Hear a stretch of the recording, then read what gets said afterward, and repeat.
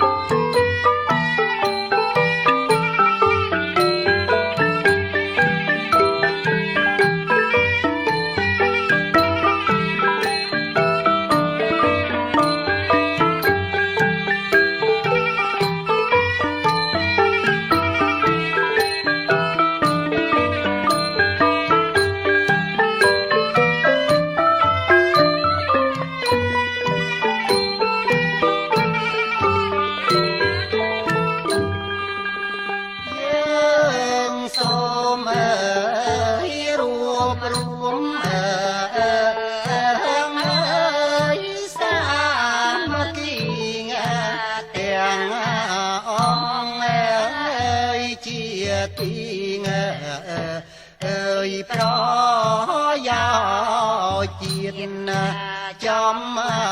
ra rong rương ơi chia công nhiên xa có trùng pliệt ơi đói pun lư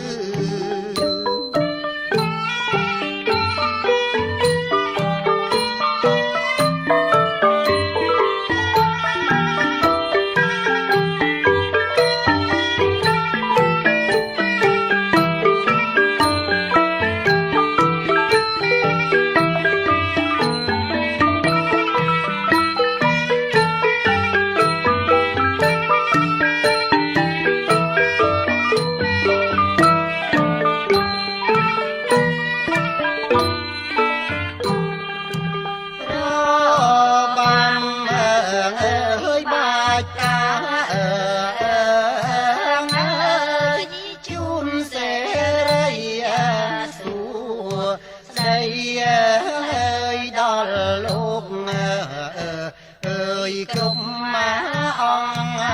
kia xôm bàn thọ mong con ơi xóm sao kia sọp tình tình vía ơi anh biết ơi